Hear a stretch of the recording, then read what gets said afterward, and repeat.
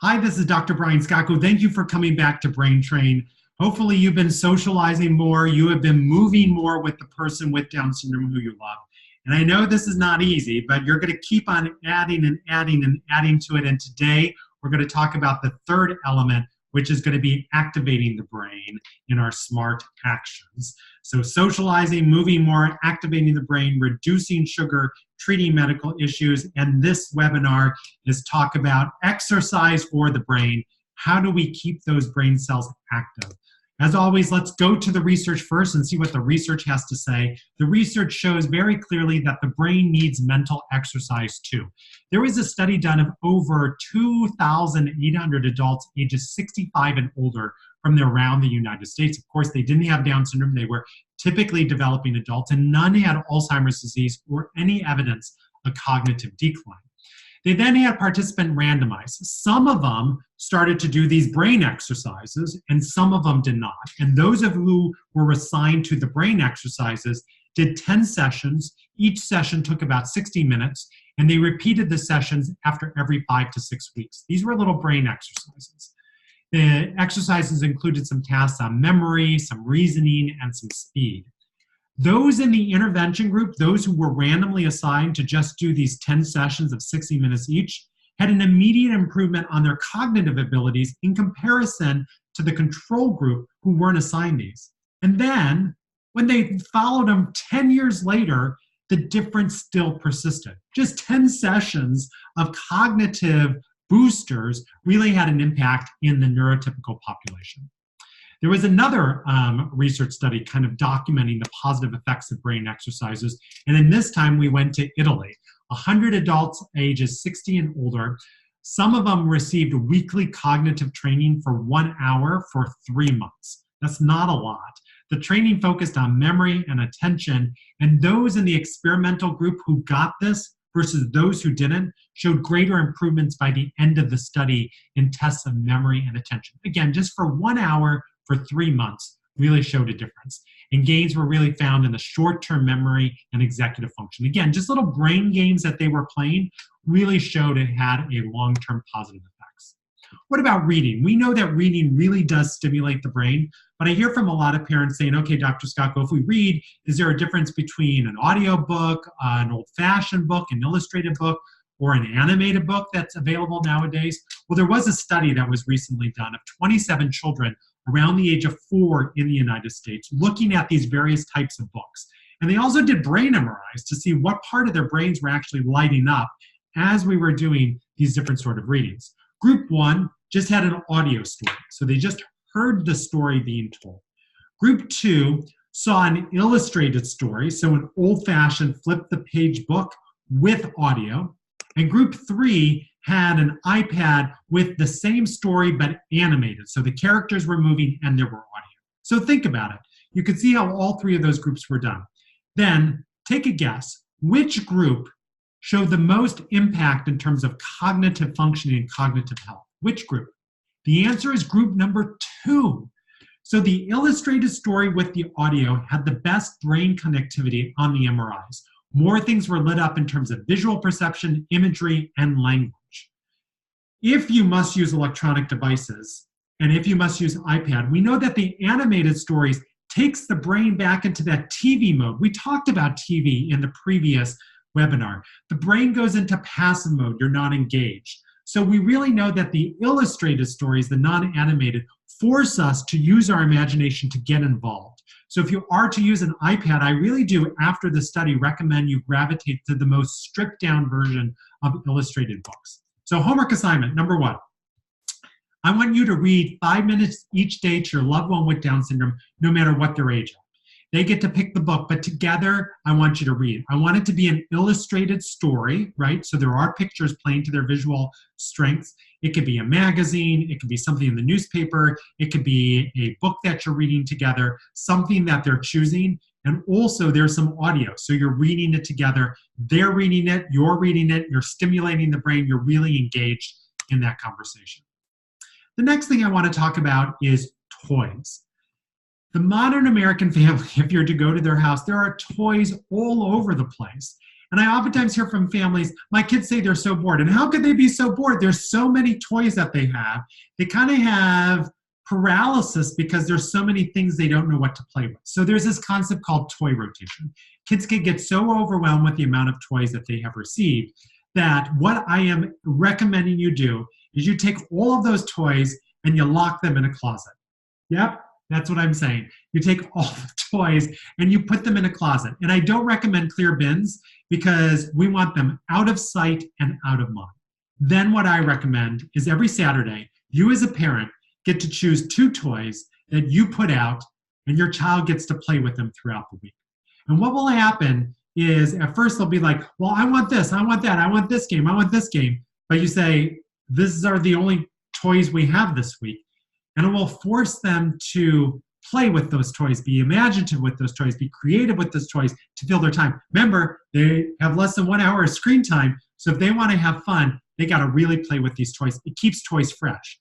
And then when next Saturday comes, you take those 2 toys away and you give 2 new toys. And they're so excited because they got tired of those toys. They're ready to play again. And it really starts to get them to be imaginative, to use their brains and to get up playing. So if they are bored, they will be forced to use their brains for imaginative play. And that's what we're looking for, that active brain engagement, which we know is a way of saying we're engaging, we're exercising the brain. Again, your homework, all of you have school-age children, I want you to begin to implement a toy rotation system at home. I know they're going to be angry with you at first, but really, if you stick to it, they really become imaginative and they get used to it and they even look forward to the day of the week when their new toys come out. All right, I want to talk about some fun. We're going to have a lot of fun with memory games. We know we need some exercises for the brain. People with Down syndrome like to please. They want you to feel proud of them, so games really work well with them. They also like to earn. They want to earn your praise. They want to earn your reward. So therefore, games go well. And games are fun social interactions. These are opportunities to converse and talk with them, which is another part of the socializing skills that come together. And it's another great way to involve brothers and sisters and friends in here. These are games everyone can play together, brain games. So your homework is I want you to play 1 memory game each week. And for fun ideas, I want you to check out this website that I found online. But in the next slide, I'm going to give you some examples of just some easy things you could do at home. One is a coin match. We all have coins around. And so let's say you're with your son or daughter and you say, here are some 4 coins. I want you to take a look at these coins in the order I put them in. And you could see I did penny, quarter, penny, dime. You'll look at it. Then you're going to scramble those coins up. And then you're going to say to your son or daughter, okay, put them back in the same order.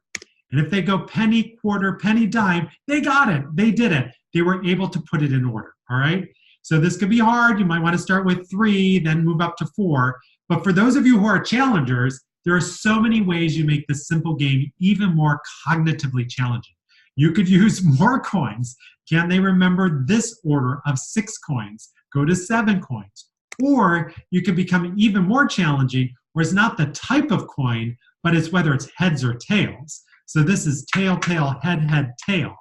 Or you could combine the tails and the type of coin. So you can really ramp this up and make it challenging. It's endless. Your brain will be hurting. Their brain will be hurting. It's a great game to play. Then there's that classic shell game or the 3 cups. You get 3 cups and you hide something under the cups. You turn them around. You mix them around. You say, guess the cup that it's in.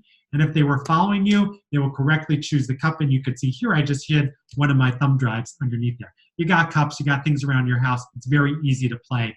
And they have to track and use their brain to guess. What about this game? What did I change? It could be so much fun. All right, here is a picture of me in the office, and I am dressed up. I want you to stare at me and what I'm wearing and take a couple of seconds to do so. I'm going to pause. I really want you to stare at me. All right, now I'm going to have you turn around, or if you were really playing this with your son or daughter, have them turn around, and then you're going to remove one element of your clothing. And I want you to look again. All right, do you see it? What am I not wearing? What did I change? Did you get it? I no longer have my earmuffs on, right? So this is a great game you can play with your son or daughter. You could get them dressed up. They could dress up like princesses. They could put on cowboy hats. They could have fun. They could do it. You could do it. Again, you change one thing. A person stares and they have to guess. They really have to pay attention. They have to look. It's fun. It's funny. You're going to have lots of fun. Everyone can play. What about word chaining? This is a very easy game to play. You don't need any props. You don't need any money to play it. It's very low cost. The way you start is one person says, okay, we're going to choose food for this game, right? A favorite topic, pizza. All right. The next person then has to say the first word and a new word. So they would say pizza, ice cream. All right. The third person will then say pizza, ice cream, cookie. Then the next person has to say, now your son or daughter, they have to remember pizza, ice cream, cookie, and then they add a new one, broccoli. And you get it. You keep on adding words until ultimately the person's like, pizza, ice cream. Oh, I forgot, right? So you try to have this word chaining where you add one on and you choose a theme. It's great to play in the car. It's great to play when you're filling time. It's just an easy way to, again, challenge the mind and have that cognitive boosting. What about the old-fashioned memory game where you flip things open? So easy. You can play with just paper plates. So I got a bunch of paper plates from the local CVS, very easy styrofoam plates, and I wrote a bunch of A's, B's, C's, and D's on them. So you write these on, and then you scramble them, and you turn them upside down, all right? So they're all turned upside down, and then you let the person with Down syndrome turn 2 over. They didn't get a match here.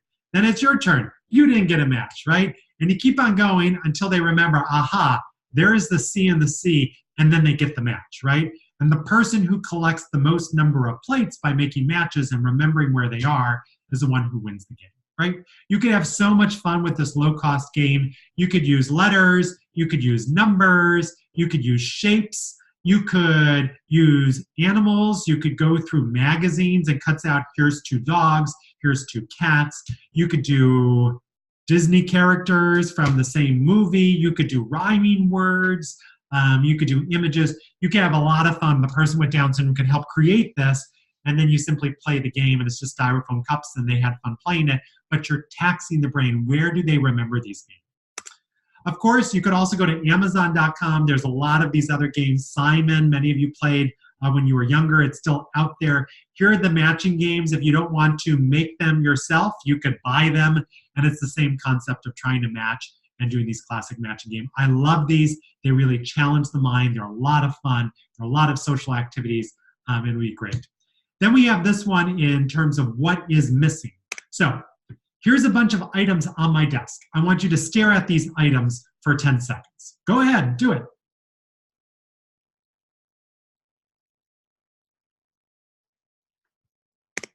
All right, now I removed an item. What item did I remove? Some of you might know it immediately. Others are like, shoot, what was there? What was there, right?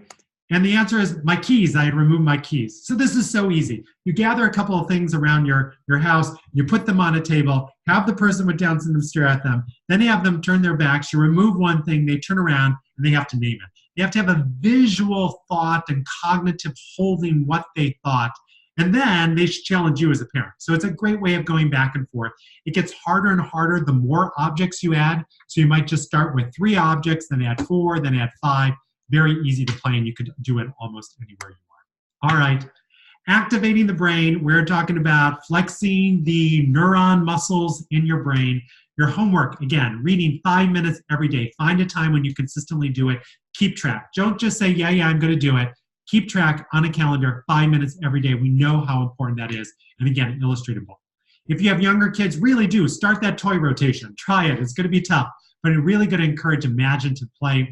And then everyone else, in addition, choose one of these memory games. There's so many of them out there. I gave you a few examples. At least play it once a week and really commit to it and challenging the brain. All right. Coming up next in the next webinar, we're going to move on to R. Why reducing sugar and eating well might ultimately fuel the brain and give it the nutrients it needs to make sure we prevent Alzheimer's. Have fun, and we'll see you next week.